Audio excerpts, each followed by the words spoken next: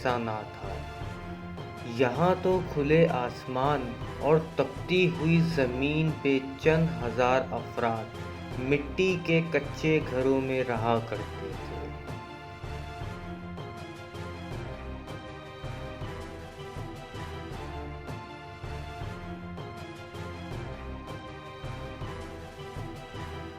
جب پرنس فیصل چھوٹا تھا، اس کے والد نے عبدالعزیز نے اس کو ٹریننگ دینا اسٹارٹ کی۔ بنا چپل کے سفر کرنا، کھلے آسمان کے نیچے سونا اور کافی سخت ٹریننگ دی گئی، کیونکہ کنگ عبدالعزیز کو پتہ تھا کہ آنے والے ٹائم میں کنگ فیصل نے بہت سی مصیبتوں کا سامنا کرنا ہے۔ عبدالعزیز اپنے تمام بیٹوں میں سے اپنے بیٹے فیصل کو بہت زیادہ چاہتے تھے اور ان کو اپنے بیٹے فیصل سے بہت سی امیدیں تھیں۔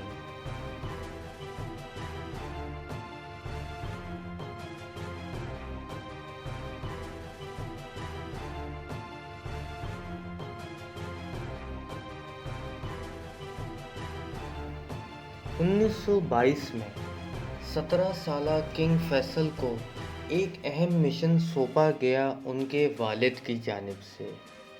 کنگ فیصل کو مشن دیا گیا، العسیر کا ایک علاقہ تھا، اس کو فتح کرنا تھا۔ کنگ فیصل اپنے ہمراہ 6000 ساتھیوں کے ساتھ نکل کھڑا ہوا۔ اس ٹائم تک کنگ فیصل کی بہادری اور لیڈرشپ اتنی مقبول ہو چکی تھی، اس کے ساتھی اس کو شیر کا لقب سے مخاطب ہونے لگے۔ کنگ فیصل کو یہ ثابت کرنا تھا اس نے جو جسمانی ٹریننگ حاصل کی تھی وہ اس جنگ میں کام آئے گی بھی یا نہیں۔ اپنے فیصلوں کے ذریعے اور اپنے دماغ کے ذریعے اپنے والد کا دل جیتنا تھا، کیونکہ اس کو اتنی کم عمر میں ایک اہم مشن ملا تھا کنگ عبدالعزیز کی طرف سے۔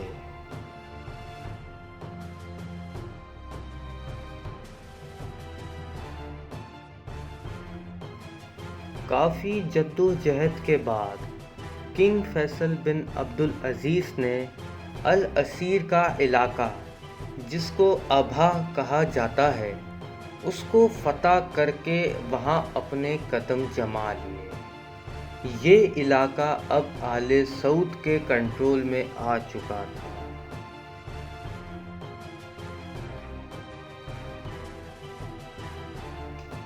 پرنس فیصل کی یہ کامیابی وہاں کے باسی سعودیوں کے لیے بھی ایک بڑی کامیابی تھی۔ پرنس فیصل نے اپنے والد کنگ عبدالعزیز کا بھروسہ بھی جیت لیا تھا اور دل بھی۔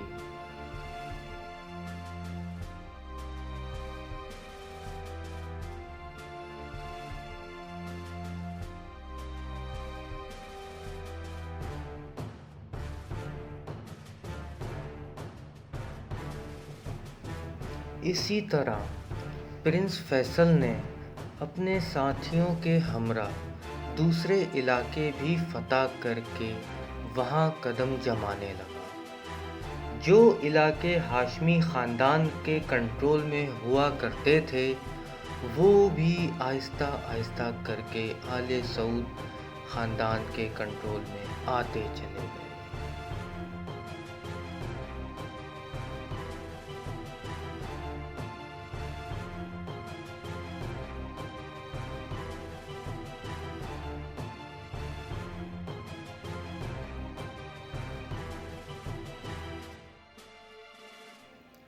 700 سالوں کی ہاشمی خاندان کی حکومت ختم ہوتی جا رہی تھی اور آل سعود کے کنٹرول میں آتی جا رہی تھی، کیونکہ ہاشمی خاندان کا سب سے بڑا حمایتی برطانیہ تھا، وہ بھی ساتھ نہیں دے رہا تھا۔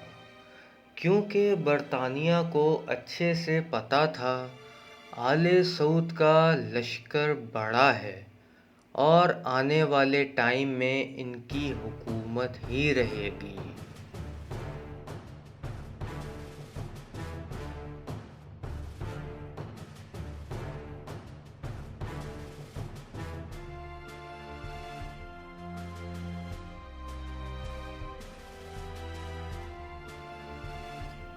پرنس فیصل نے جب حجاز فتح کر لیا تو اس کے والد کنگ عبدالعزیز نے اپنے بیٹے کو فیصل کو وہاں کا گورنر بنایا، پھر یہ ہوم منسٹر بھی رہا، پھر اس کو کافی دوسرے عہدوں سے بھی نوازا گیا، پھر آخر میں اس کو وزیر خزانہ بنا دیا گیا۔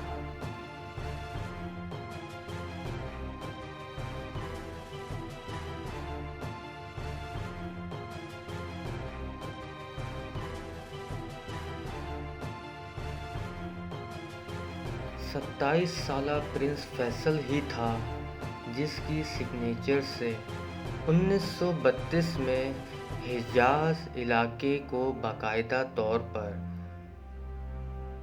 سعودی عربیہ کی ملکیت ڈکلیئر کر دیا گیا۔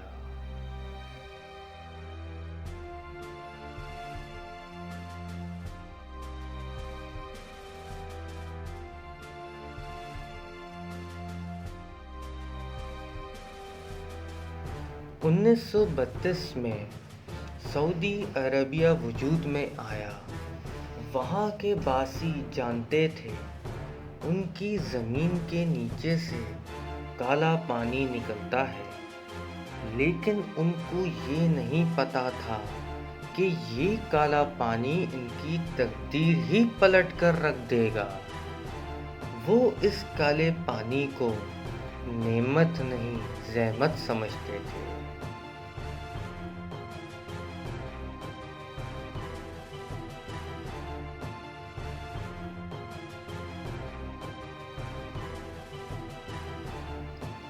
وہ لوگ پانی کے کنویں ڈھونڈتے، لیکن پانی تو نہیں نکلتا، صرف کالا پانی ہی نکل آتا۔ وہاں کے باسیوں کو اس ٹائم پانی کی اتنی سخت ضرورت تھی۔ اس ٹائم کے بادشاہ کنگ عبدالعزیز نے سروے کرنے والے غیر ملکیوں کو کہا کرتے تھے کہ تم اس کالے پانی کے بجائے ہمیں پانی کے کنویں تلاش کر کے دو، ہمیں پانی کی بہت زیادہ اور فوراً ضرورت ہے۔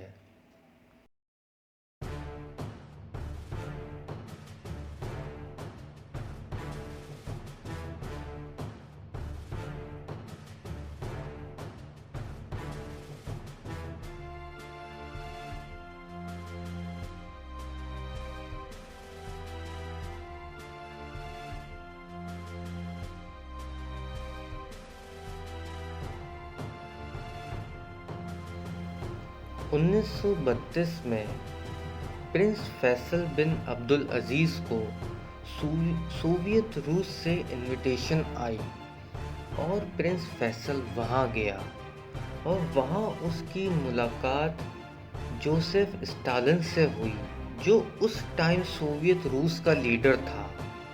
اس نے پیشکش کی پرنس فیصل کو سعودی عربیہ کو امداد دینے کی، لیکن پرنس فیصل نے امداد لینے سے صاف انکار کر دیا۔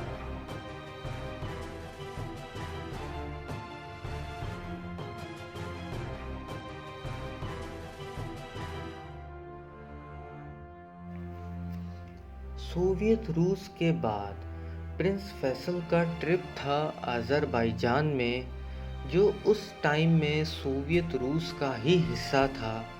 وہاں جب پرنس فیصل نے دیکھا یہ کالے پانی کو کیسے کلین کر کے یوز میں لے رہے ہیں، اس کی تو آنکھیں کھلی کی کھلی ہی رہ گئیں۔ اس نے سوچا یہ کالا پانی زحمت تو نہیں بلکہ نعمت ہے، اور یہ مستقبل کے خزانوں کی چابی ہے۔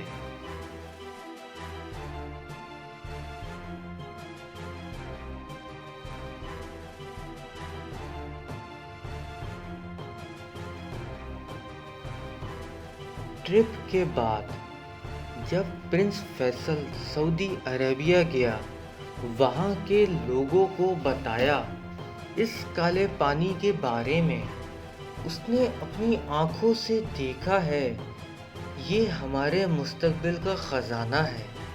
پرنس فیصل چاہتا تھا کہ سعودی عربیہ میں بھی ایسی انڈسٹری لگائی جائے جیسے آذربائیجان میں یہ دیکھ کے آیا تھا، اور سعودی عربیہ کے باشندوں نے حامی بھری۔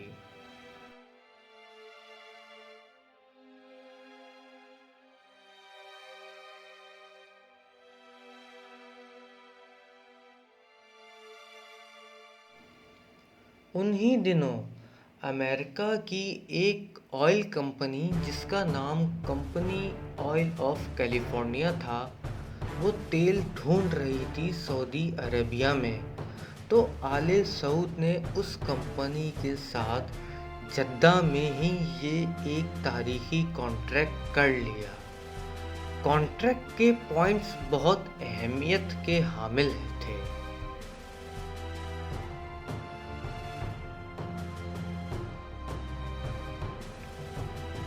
کمپنی کو یہ اختیار حاصل تھا 60 برس تک یہ سعودی عربیہ میں آئل ڈھونڈ سکتی ہے اور اس کو ڈھونڈ کے بیچ بھی سکتی ہے۔ کمپنی نے سعودی عربیہ کو 50,000 پاؤنڈز ادا کرنے تھے، 35,000 پاؤنڈز گولڈ کی شکل میں فوراً ادا کرنے تھے، اور 15,000 پاؤنڈز قسطوں پہ ادا کرنے تھے۔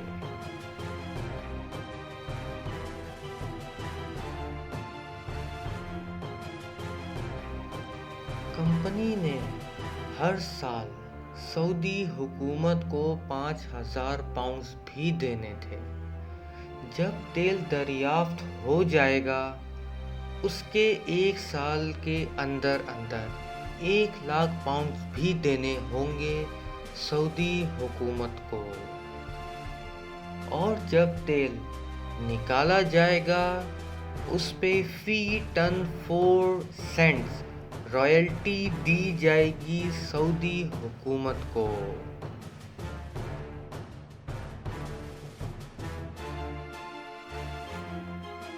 کمپنی نے ہر سال سعودی حکومت کو 2,00,000 گیلن گیسولین اور 1,00,000 گیلن کیروسین آئل دیا کرے گی، اور اس کو ریفائن اور کلین کرنے کی ذمہ داری کمپنی کی ہی ہوگی، سعودی حکومت کی نہیں۔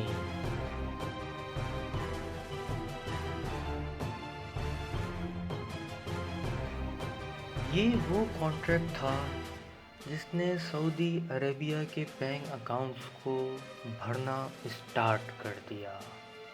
اس کانٹریکٹ سے پہلے سعودی عربیہ بہت مالی پرابلم سے گھرا ہوا تھا، اور ان کی اینول انکم $1.5 تھی، لیکن اس کانٹریکٹ کے بعد سعودی عربیہ کی اینول انکم $300 ملین ہو گئی، مطلب کہ 2,000 گنا زیادہ۔ اس کانٹریکٹ نے تو جیسے سعودی حکومت کو زمین پہ ہی جنت دے دی ہو۔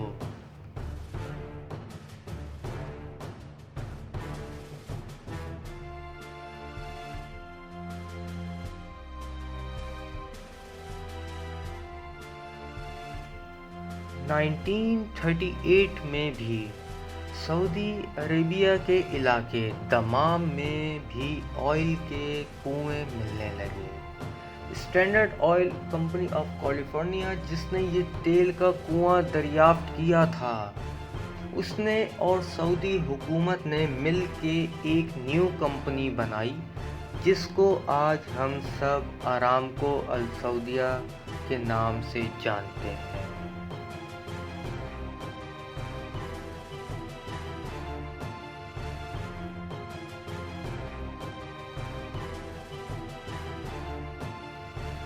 اس کانٹریکٹ سے سعودی حکومت کو مزید سپورٹ ملتی گئی۔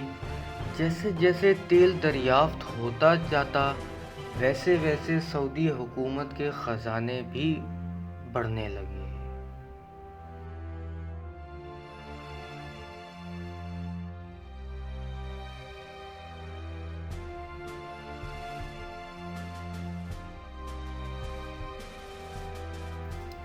مزید بائیوگرافی اور ڈیٹیلز اور ہسٹری جاننے کے لیے آنے والی قسط میں آپ جانیں گے اتنا پیسوں کے باوجود سعودی حکمرانوں نے کس کس سے جنگیں لڑیں اور کون کون سی عادتوں میں ملوث ہو گئے۔